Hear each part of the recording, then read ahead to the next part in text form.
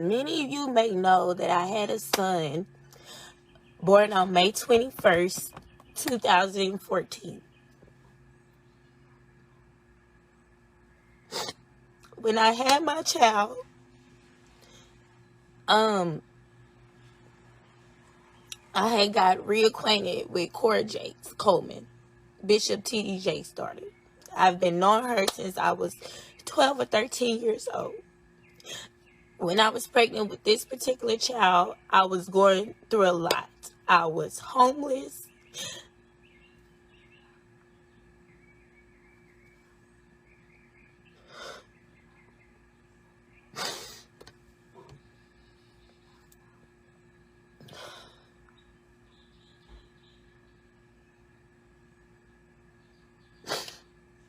I was homeless. I was leaving a 4 or 5 year relationship. I had 3 kids already, and I was pregnant with my 4th born, Jason. When we got reacquainted, she told me that she'll be there to help me. You know, she told me that she was only there to help me. After I had Jason, it was just like I was just set up from the beginning. She was not there to help me. She was actually there to take my child. And she did everything that she could to get what she wanted, her and her husband. From constantly telling me that I didn't have my son for myself, to backing me in a corner in her office at her home when they stayed in Grand Prairie, her and her husband Brandon, and telling me that if I did not give my son to them, that they would take him from me. Making me feel like I was inadequate to take care of one child, although I already had 3 kids. Making it seem like she was there to help me, but the whole time she was planning and conniving to take my son Jason. After I had my son Jason, because while I was pregnant with Jason, I was depressed. Mentally, physically, spiritually, I was fucking depressed. You understand what I'm saying? So when I had Jason, I went into postpartum depression.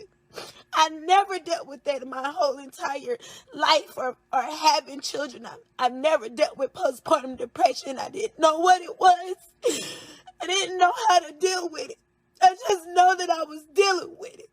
You know, and she took that and she prayed on my vulnerability to the point where she had me in front of a fucking MacBook recording and asking me questions, talking about it was counseling, but it wasn't counseling, because later on down the line, a few years later, she would then use that evidence against me in court when I went to fight for my son. Okay? She used that shit against me. Okay? What was supposed to be for healing, what was supposed to be for ministry, what was supposed to be for all of that, she used it against me in court to take my son, okay? Now, I don't know how many mothers that's dealt with postpartum depression, but that shit is fucking real, okay? It causes you to be detached from your child. It causes you to feel like, you know, maybe you don't love your child. You know, this shit is real. And in my case, it caused a detachment. Not that I didn't love him, but I didn't feel close and connected with him because of the postpartum depression, not because of who I am as a mom. And that bitch prayed on that shit. And when you fighting against people with money, and I'm talking about real money, that shit is hard as fuck.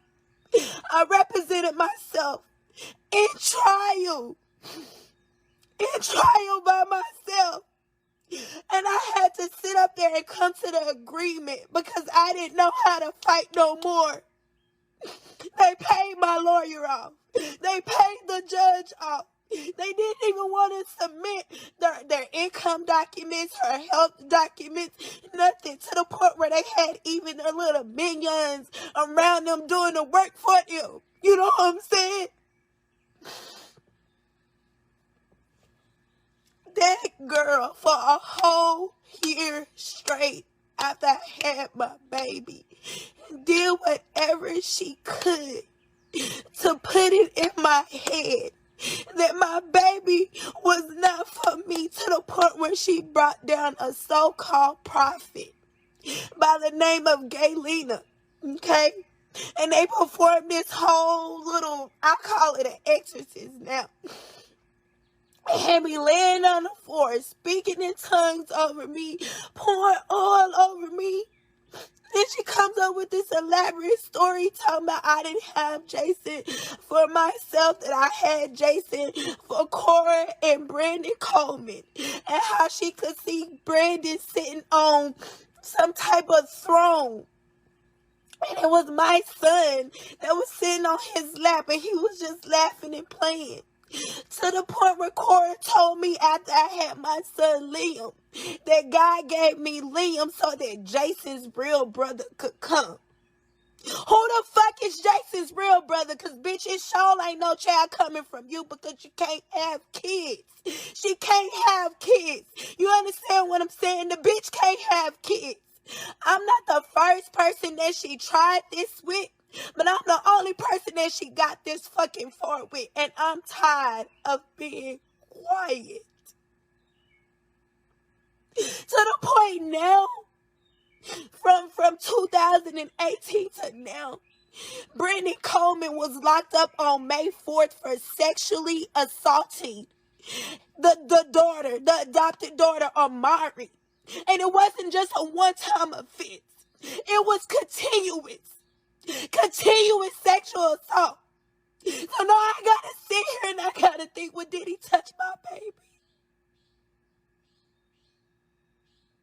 Did he touch my baby? You understand what I'm saying? I haven't seen my child since 2018. They keep him from me. I don't know where they stay. I don't know where they live. I don't know their day-to-day thing. I don't know anything. This whole fucking time. And this man has been a motherfucking molester in your motherfucking home, but you so worried about making this home, making this family, having these kids, that you're willing to steal, kill, and destroy other people's lives, other people's families. I can't tell y'all how many times my baby sit up here and ask me for their brother. Mama, when we gonna see Jason? Mama, when is Jason coming home? And I don't have an answer to give them. I don't have an answer to tell them. I've reached out to so many people. I've reached out to so many people that I thought loved me, that I thought had my back, that I thought rode for me. You know what I'm saying? And I reached out to so, nobody helped me. Nobody helped me. I'm talking from godparents. I'm talking about from people in the church. That's why I don't go to church no more. That's why I be saying, fuck church. It's deeper than just, oh, you get pregnant, you get hurt, you get sit down. So you know, these people stole my whole fucking child. They have fucked up my whole fucking life, including my kids' life. And I'm talking about Bishop Titty Jake's daughter, Cora Jakes Coleman, and her molested husband, Brandon Coleman. That's who the fuck I'm talking about right now. I've been dealing with these people and going to trial and fighting for my child since 2017. 2017. We are in 2022. I've already tried, and it takes some money to get a private investigator. Y'all gotta understand, these are multi-million-dollar people, and it's little old me. It's little old me fighting for my son. being lied to in the courtroom because they paying the judge off. And then it's so coincidentally, after my case was over, after I had to come to agreement